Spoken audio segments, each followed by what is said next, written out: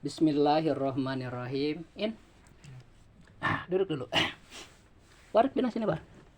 Lu udah tidur Anwar tuh. Oh, sini tuh, pindah. Tolong tulakan dulu sebentar. Aja dulu, sok, biar berkah hidup. Di sini bareng ngariin War. Mi, sila, Mi. Sila. Alhamdulillahirabbil alamin. Wa bihi nasta'inu ala umuri dunya waddin wa sallallahu wa sallama ala sayyidina Muhammadin wa ala alihi wa sahbihi ajmain amma ba'du. Alhamdulillah, minggu ketiga ini kita diberi waktu dan kesempatan untuk mempelajari ilmu Islam. Sekarang jadwalnya tajwid ya. Belajar tajwid itu hukumnya fardu kifayah. Tetapi melaksanakannya, memakai tajwid ketika sholat terutama itu wajib, fardu ain. Jadi kalau orang sholat tidak pakai tajwid, sholatnya ditolak, nggak diterima. Oleh sebab itu kita harus meyakini kewajiban itu ya. Karena kalau tidak dilaksanakan kita berdosa. Nah, perlu kalian pahami, untuk membaca Al-Quran yang kita perlukan sebenarnya cuma 3 macam, 3 hal, Mi. Pertama, kita harus paham tentang mahraj huruf. Apa, Mi? Mahraj. Mahraj itu tempat keluar. Apa, Mi?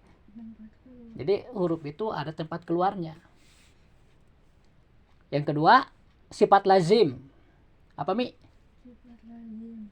Sifat asli dari tiap huruf ya. Yang ketiga, yang terakhir, sifat aridi. Apa, Mi? Sifat aridi. Sifat aridi.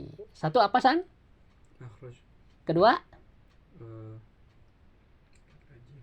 sifat lazim. Ketiga, sifat aridi. Anwar, pertama apa? Kedua, Sifat lazim. sifat lazim, bukan mat lazim. Makanya dia dekat gara, jadi dengar. Ketiga, sifat aridi. Jadi huruf itu harus diucapkan pas keluarnya itu dari mahraj. Karena perintah mempelajari tajwid itu di Al-Quran ada, warattilil Qur'ana tartila. Ya. Dalam surah apa itu, Min? Al-Muzammil kalau nggak salah ya. Warattilil Qur'ana tartila. Prak baca Al-Qur'an teh kalayan tartil.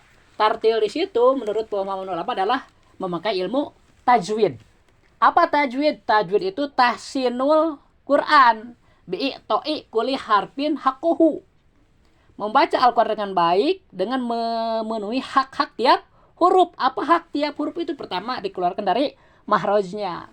Kalau keluar dari mahrajnya pasti akan keluar 2 sifatnya. Itu sifat lazim sama sifat aridi. Jadi itu konsekuensi sifat lazim itu. Kalau sifat lazim itu sifat asli. Asli tiap huruf memiliki sifat. Kayak Bapak dulu ya.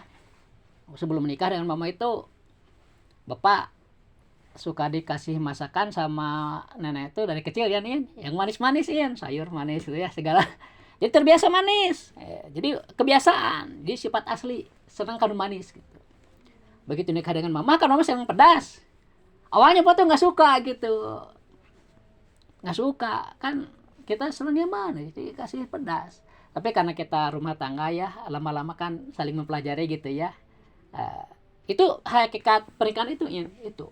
Menyatukan 2 perbedaan gitu. Selama perbedaan itu bukan maksiat, kenapa sih nggak saling toleransi gitu kan. Akhirnya Bapak pelajari lama-lama. Jadi suka akhirnya sekarang. Nah, ini sifat ini baru. Paham? Dulu Bapak nggak suka yang pedas. Setelah dengan lama jadi suka gitu. Nah, ini sifat baru. Kalau sifat aslinya kita manis. Dari dulu senangnya manis gitu. Jadi kalau anak Bapak nih ada yang suka manis, ada yang suka pedas. Wajar itu. 2 bibit ya. Anwar sama tuh nggak terlalu suka pedas ya. Kayak Bapak waktu kecil gitu. Kalau Umi kayak Mama pisan ceples. Nah tuh Teteh suka nggak pedas Teteh? Teteh kayak apa berarti ya. Nggak masalah ya sebenarnya. Tapi emang makanan itu membawa sifat.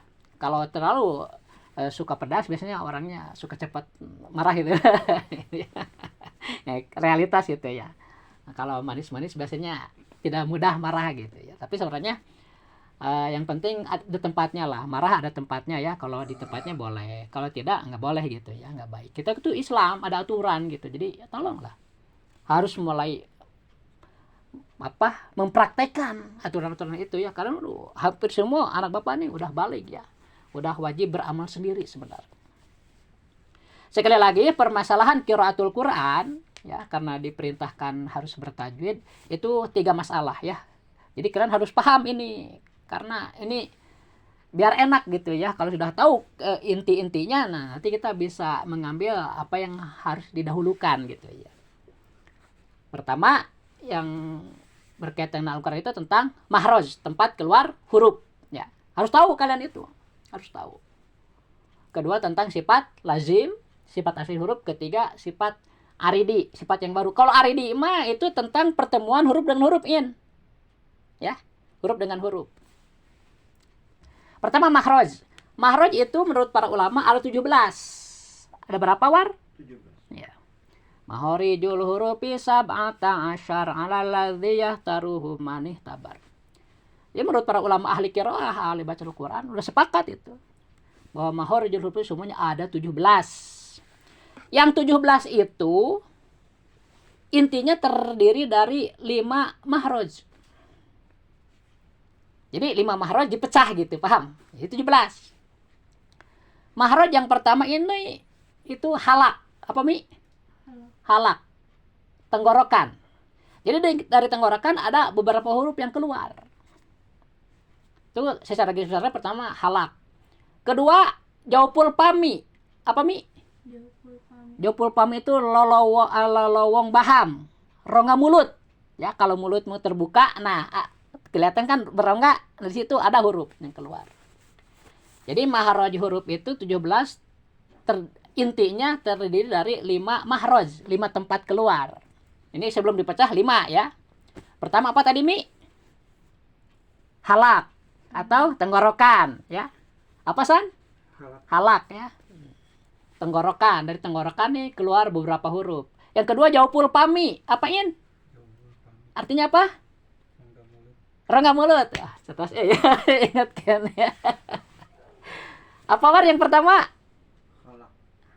Bukan holak, halak. Halak teh halakun ini tah tenggorokan. Kedua? Jaupul Pami. pami. Emang dia gara hidung. Jaupul pami, rongga mulut ya, atau lolowong baham. Kedua. Ketiga lisan, apa? Lisan tuh lidah. Ada huruf yang dikeluarkan dari lidah gitu ya. Kemudian yang keempat syapatain, apa Mi? Syapatain itu 2 mulut ya. Dan yang terakhir khoisum, apa Mi? Khoisum itu ujung pangkal hidung. Ini ya, nih. Ada huruf yang keluar di sini. Sekali lagi, mahraj huruf itu ada 17 ya. Tetapi secara ijmalinya terdiri dari 5 tempat. Ini sebelum dipecah ya, Pak jelaskan dulu ya biar kalian mengerti. Jadi keluar itu huruf itu nggak jauh dari sini antara hidung sama tenggorokan itu. Huruf itu. Dulu Bapak sempat belajar ke orang sebelum pesantren ya. Dia itu mengira huruf itu dari mulut semua. Jadi pengucapan huruf itu dengan munyan manyun gitu. Ternyata itu salah ya.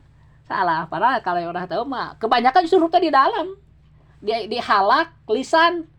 Ya, itu yang banyak. Dim dulu cuma beberapa huruf, nggak banyak. Sebagian besar ya dari yang 17 itu di dalam gitu antara halak dan lisan.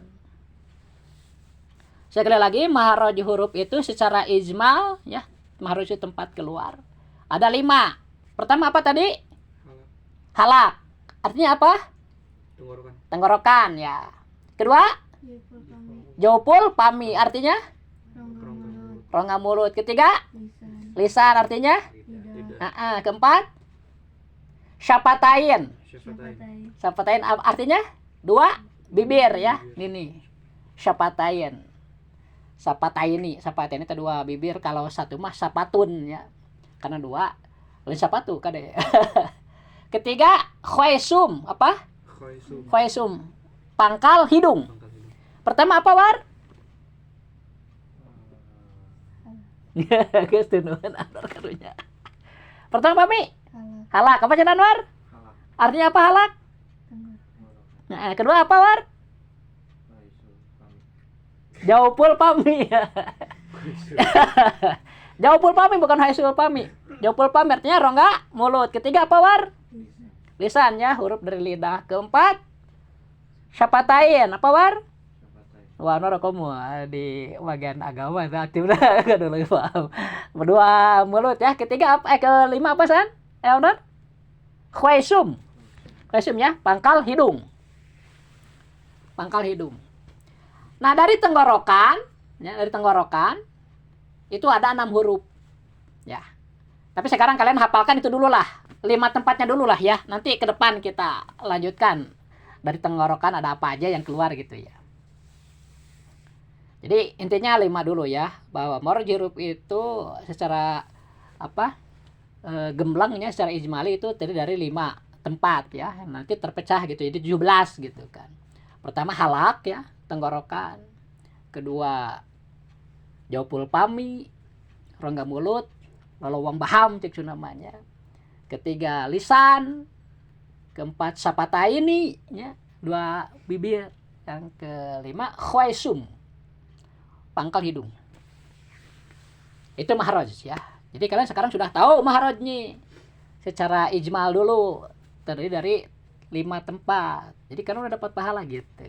Kan wajib tahunya. Kalau orang sholat nggak tahu, itu sholat langsung ditolak. Ngeri kan? Itu agama nyuruh tuh sungguh-sungguh. Sungguh-sungguh. Kalau kita sholat asal-asalan, wah, dianggap mempermainkan agama gitu. Bisa 2 kali lipat dosanya. Pertama tidak belajarnya, kedua kesalahannya.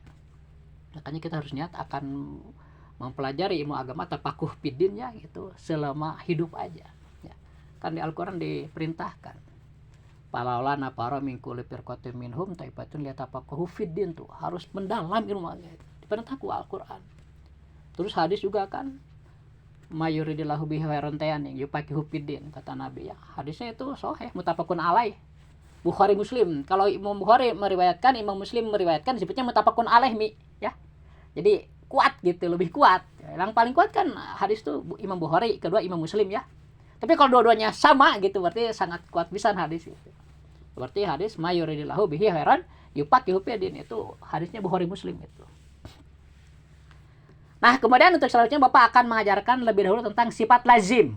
Ya, tadi makhraj Bapak anggap cukup lah, hafalkan 5 itu ya. Kalau lupa kalian harus sering bertanya. Sebab mengingat-ingat ilmu itu dianggap berzikir, dapat pahala gitu ya. Manfaatkan waktu atau nanti lihat di YouTube-nya ya, Bapak share nanti ke YouTube nih. Nah, untuk yang pertemuan ini Bapak ingin menjelaskan tentang sifatil huruf dulu. Ini tolong dibagikan mic. Nah, seorang satu. Tentang sifatil huruf ya. Itu kan bolak-balik ya. Kalian baca yang ini dulu nih, yang ada sifatil hurufnya nih. War sini, War. Stop.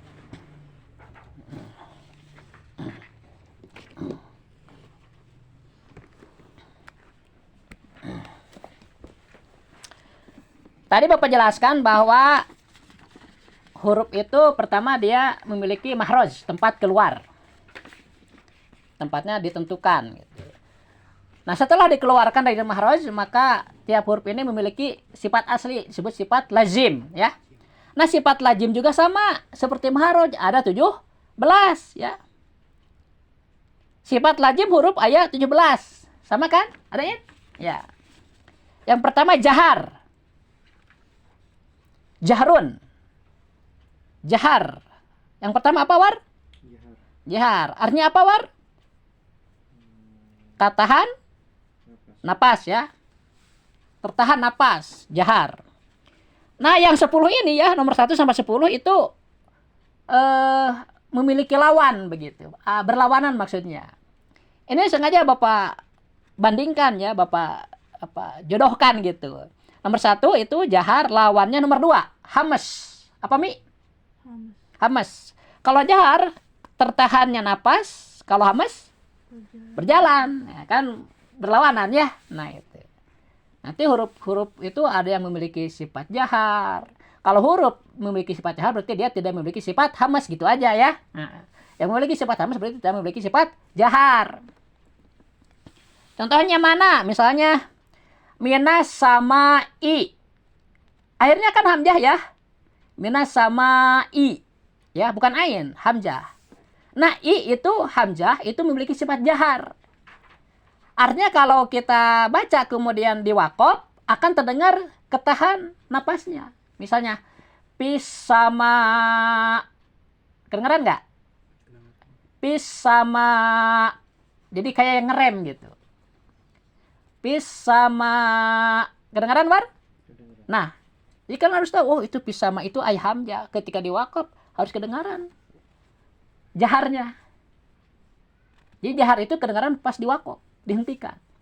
Pis sama, ada yang nggak tahu ya, murid bapak itu ada ibu-ibu yang baru, tapi sekarang udah nggak ngaji lagi. Itu karena dia nggak tahu sifat ini, jadi pakai hain. Pis sama, dia kata ibu jangan pakai ha. Itu harus ada jahar. Jadi nyentok. Pis sama, katahan napas. Ya. Jadi jahar yang pertama itu katahan napas. Lalawananana hamas. Hamas berjalan. Contohnya apa dalam azan san? Hayya 'alal falah. Nah itu napas lepas itu enggak ketahan. Itu sifatnya hamas. Jadi ha memiliki sifat hamas. Hayya 'alal falah. Harus dilepas malah udara entong ditahan. Napas atau udara itu. Pahami? Ngerti nggak? Maksudnya? Ha. Paham, War? Ya. Itu ya, contoh ya. Jahar seperti pis sama tadi ya, ketika diwakaf pis sama nyentok tuh. Sedangkan contoh anu hamas mas seperti di dalam azan ya, hayya 'alal falah. Nah, kita udah sahan napasnya itu enggak tertahan. Yang ketiga, syidah apa? Syidah artinya katahana suara. Seperti hamzah. Hamzah itu ada 5 sifatnya. Di antaranya jahar dan syidah. Jadi ketika hamzah dimatikan, itu kedengaran. Baik suara ataupun napas tertahan. Ya. Pis sama. Nah, kalau dilihat tertahannya napas, disebut jahar. Kalau dilihat tertahannya suara, disebut syidah. Paham, Amar? Nah, pis sama. Tuh, suara tertahan, napas pun tertahan. Ya jahar ya, syidah. Nah, lawan syidah itu yang nomor 4, yaitu rukhawah. Apa? Rukhawah. Rukhawah itu berjalan suara seperti tadi. Hayya 'alal falah. Berarti ha punya 2 sifat. Yang sudah dijalankan di sini ya, yaitu hamas dan rukhawah. Jadi ketika dimatikan ha, baik suara maupun napas tidak tertahan. Mengalir gitu. Tapi nanti mungkin ada beberapa sifat ha itu. Di antaranya 2 dulu ya. Kemudian yang kelima sifatnya, sifat huruf itu, sifat lazim huruf itu adalah isti'la. Apa? Isti'la artinya lidah itu naik ke atas, hampir mendekati apa? Kerongkongan, lak-lakan ya dalam bahasa Sunda itu. Ketika kita mengucapkan huruf, kemudian si lidah itu terangkat, nah itu disebutnya isti'la. Nanti contohnya ya, belum bisa ngasih contoh di sini. Lawan isti'la nomor 6, istipal. Jadi kalau isti'la itu lidah naik ke atas ya ketika mengucapkan huruf itu. Kalau istipal mah menurun. Paham ya? Tinggal dibulak-balik aja. Letah ke handap atau tumurun. Istipal. Yang ketujuh, sifat lazim huruf itu ada yang disebut dengan itbaq. Artinya rapat, letah karena lak-lakan, jadi sangat dekat gitu. Si lidah tuh lebih dekat lagi daripada isti'la. Isti'la makan cuma ngangkat.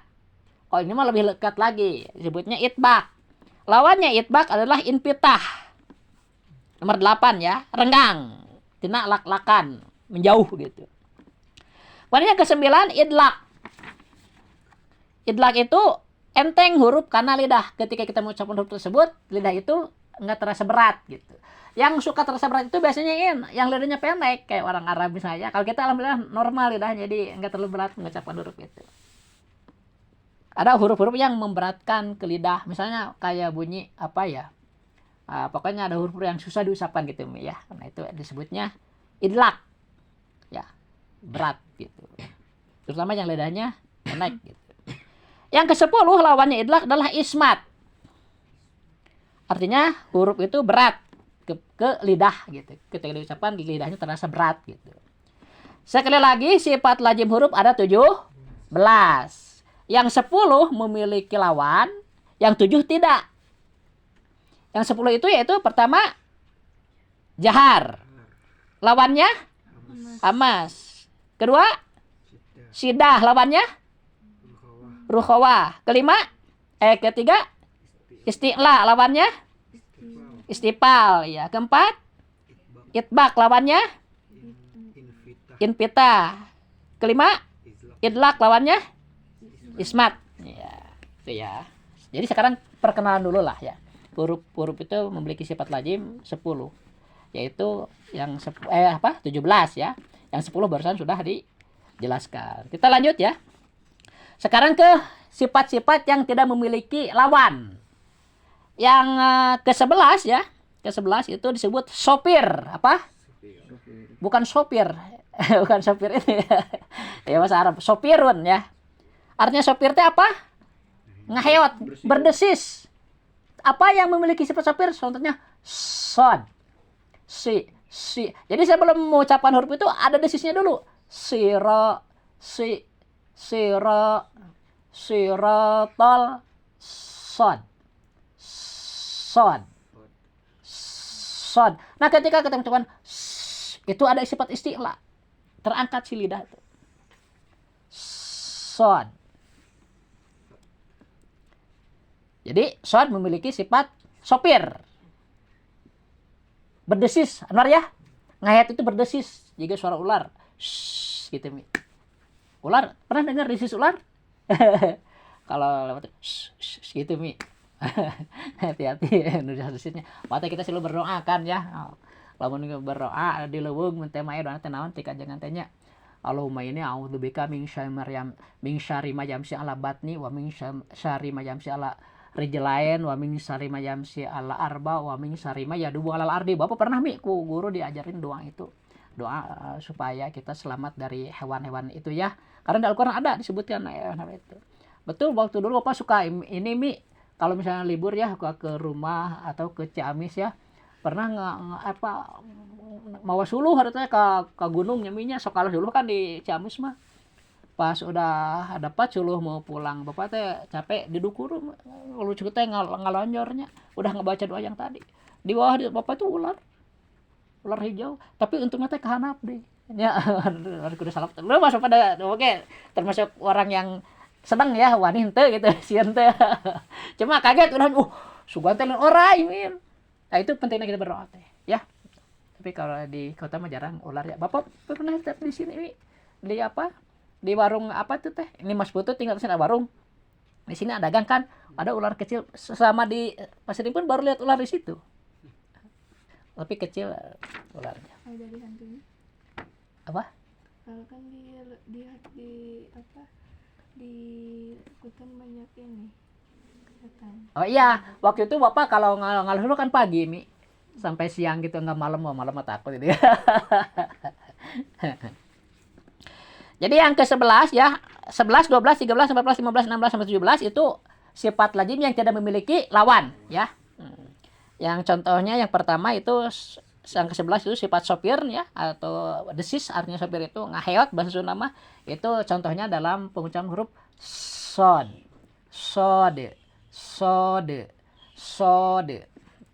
Ada idlaknya juga itu. Apa? Isti'la bukan idlak. Kemudian yang ke-12 sifat kolkolah. Apa? Kolkolah itu make awuhan bahasa Sunda ya. Kalau kita mah mental gitu.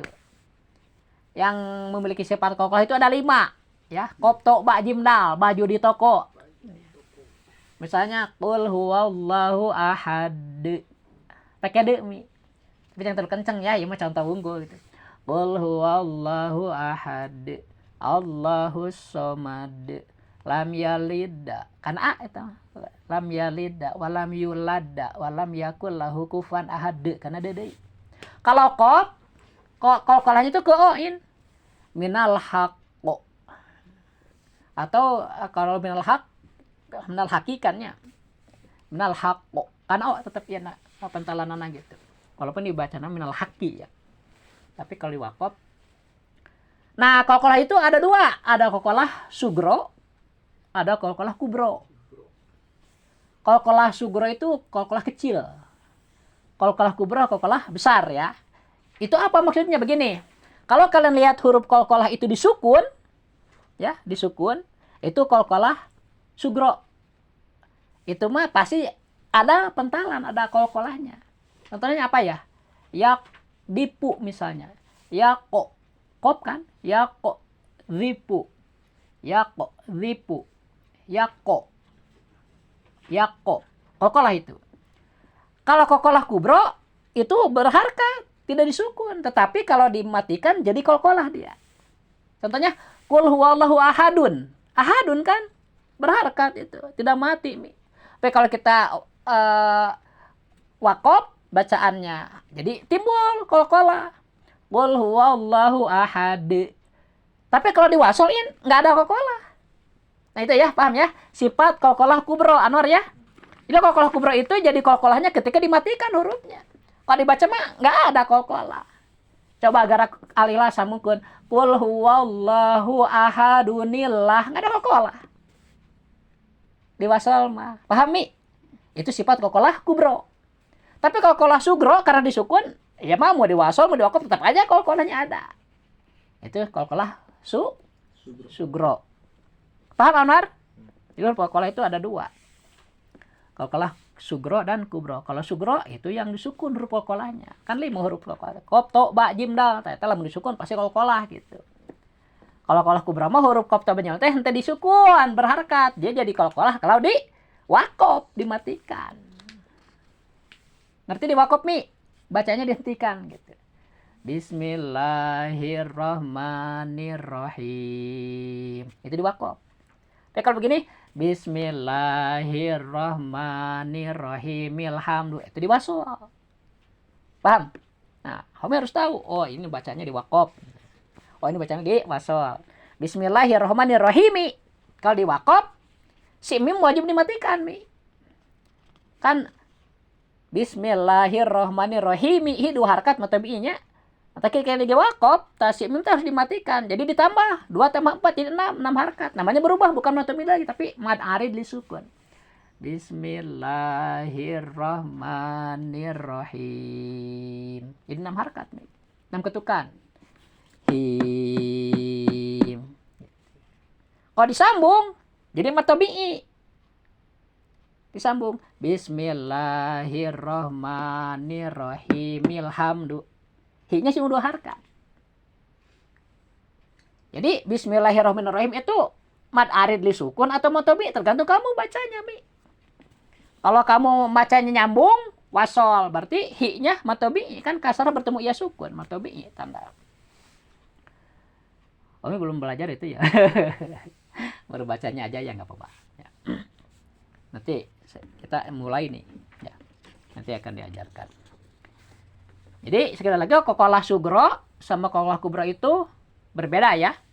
Qalqalah sugro mah selalu disukun huruf qalqalahnya. Mau diwakaf, mau diwasal tetap qalqalah dia.